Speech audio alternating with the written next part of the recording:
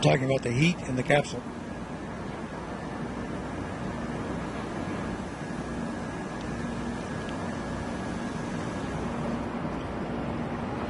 We mentioned the sound barrier. This happens to be the very day, 65 years ago, that the famed test pilot Chuck Yeager became the first man ever to break the sound barrier in a plane. It was on this very day in 1947 in what was then the experimental X-1.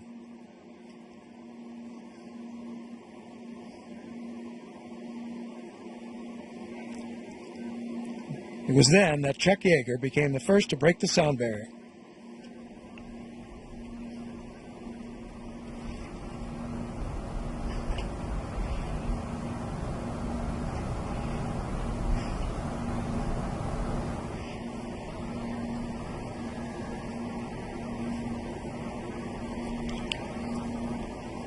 One more beautiful shot from up at 32,000 feet now, looking down at those round circles, those irrigated fields outside Roswell, New Mexico. So you may be interested in just how we're able to bring you some of these shots. Those shots from up on the capsule come from the cameras that are mounted to the capsule. And here's one of the special long-range tracking trucks positioned on the ground. There are two of them out there, downrange, following this balloon. Big tracking cameras. Two big trucks using NASA-developed technology used to track shuttle and Apollo missions at high altitude. And there is that an infrared shot? I believe it might be. Yes, that's an infrared shot. This is Luke. So there's an infrared shot on that truck.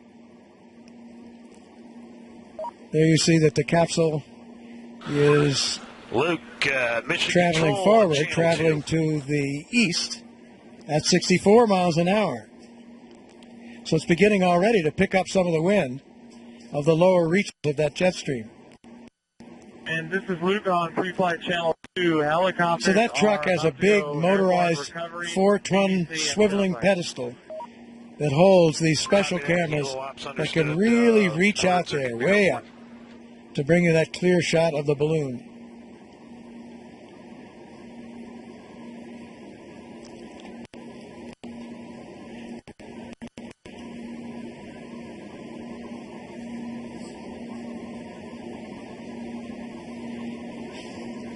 Now the area where they want to watch very carefully for the effects of the jet stream on that balloon. Jet stream, they're just about reaching it, lower levels of it at about 34,000 feet. But already we saw on the graphic there, we're picking up ground speed.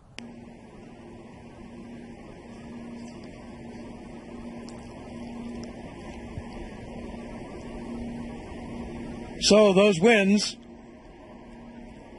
clocked at 114 miles an hour by one of the team's own balloons earlier today. They sent up a balloon just after midnight from right here at the launch site, so it would more or less mimic the path that this balloon is taking, a smaller weather balloon with instrumentation suspended below. And when it got up to the jet stream between 35,000 and 45,000, when it reached 39,000, it clocked the winds from the jet stream at 114 miles an hour.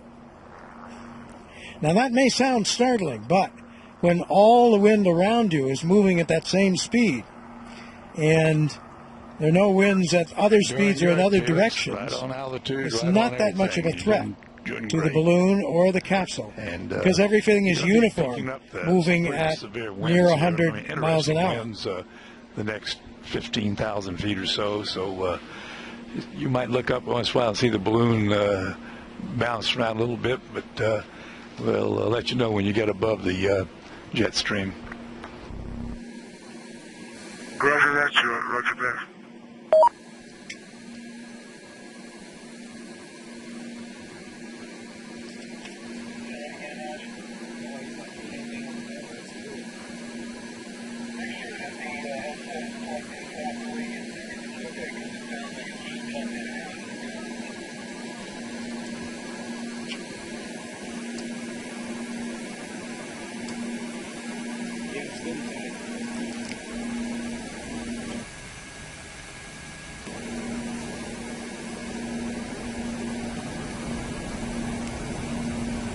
Now still ascending into the This is jet Mission stream. Control, 30 minutes into flight. Felix's current altitude is 36,300 feet, and he's traveling a speed of approximately 82.8 miles per hour. So we're up in the area now where passenger jets fly, but not today right here in this area because the FAA, the Federal Aviation Administration, is present in the mission control here. And they are making sure to keep the skies clear all around here.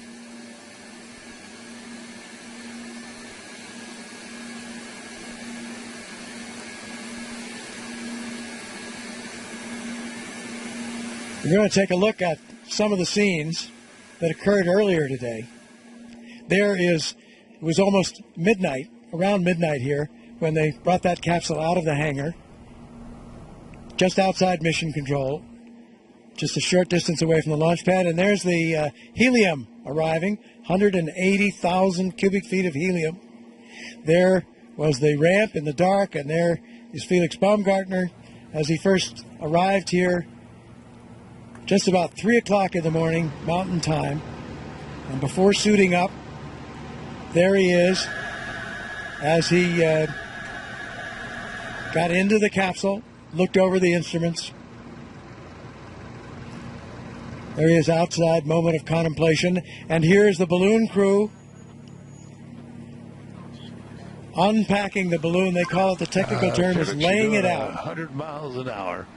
And there is Baumgartner. He was in his trailer at that point, before he got in the capsule, and before he put the helmet on. Now, with the helmet on, Really? Actually 112. here he right is now. exiting the trailer. Moving out. Roger, And into the capsule. This is just as dawn was coming up in the background there. You can see it here in the deserts of New Mexico. And there is the balloon as they first began the inflation after hours of delay while they were waiting for the winds aloft being only 700 feet off the ramp, to calm down. There was Baumgartner waiting patiently for well over an hour, and here's that beautiful launch. Worked just perfectly. Wired, Felix. Such a sensitive moment, and the crew cheering. And there, Felix Baumgartner's mother, Ava. Applause and mission control. Zenith watch says it's Now we're back 10:02. out live at 38,000 feet, still in the jet stream. And you can drive up that Capsule is oxygen moving along, percentage just a little matching bit. the It's down to 23.7, the jet stream so winds. See it drive there? back up to about Over the ground, 26%. 116 miles an hour. Moving over the ground in a westerly direction. There again is Ava Baumgartner live at this moment. I mentioned first time out of Europe. Come to see her son after 5 years of training and effort and work. A lot of delays, frustrations, and then 2 successful jumps earlier this year, capped by this effort Sage Mission Control on to Channel set the 2. world's record for the highest jump yet.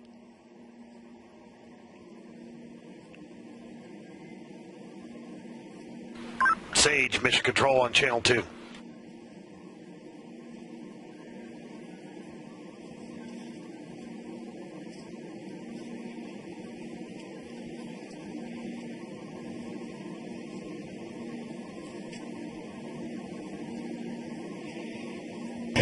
Crossing the 40,000 foot barrier now.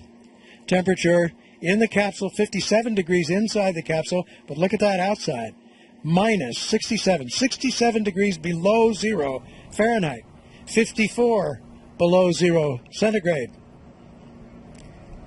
Plenty cold out there. It'll get down to 90 degrees below zero, close to 100 below zero up higher at 70,000 feet.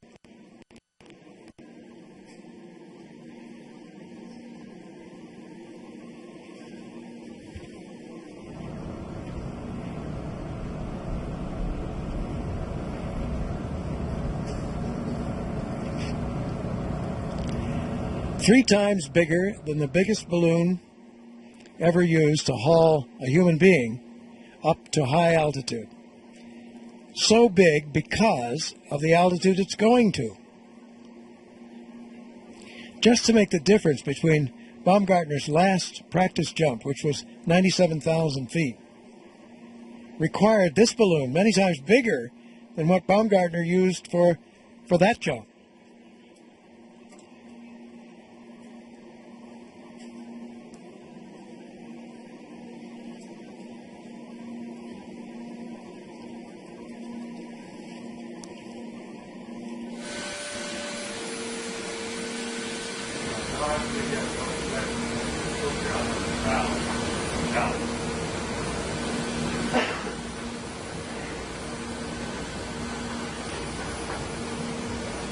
So they are going to drop a little ballast from the helium balloon.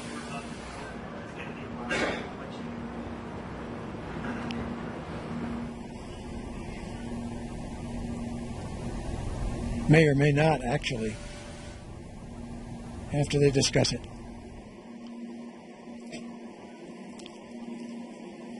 So we mentioned about this being the biggest balloon ever to haul a man up to high altitude. You'll watch it as it ascends. Right now it's in that teardrop shape.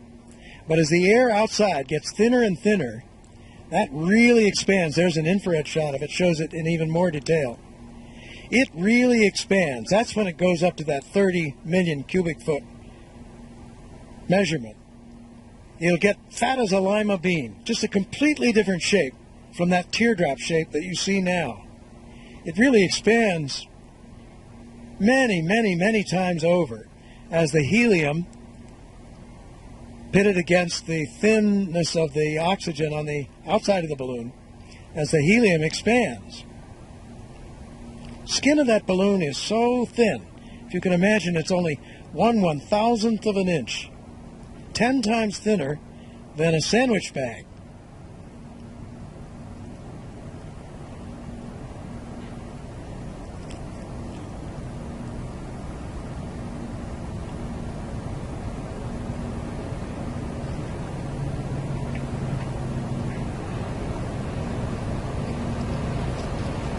So we're coming to you from Mission Control in Roswell, New Mexico, where parachutist Felix Baumgartner is attempting today to set a world record for a skydive from 23 miles up in the stratosphere, and also become the first human being ever to break through the sound barrier when he jumps out of the capsule that's suspended below the balloon.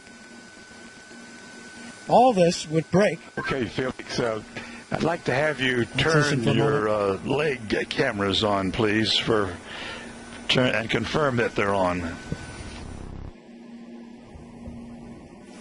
So all this is an attempt to break the record set by that man, Joe Kittinger, some 52 years ago, back in 1960, when he was in the Air Force, an experimental high-altitude program. And he jumped from 102,800 feet. That's more than 19 miles up. The red EPA is blinking for both cameras. Is that what you want? Yes, thank you. And leave them on, Felix. We can leave them on for 15 minutes. I'll let you know when to turn them off, okay? All right, leave them on for 15 minutes. Roger that. And I'll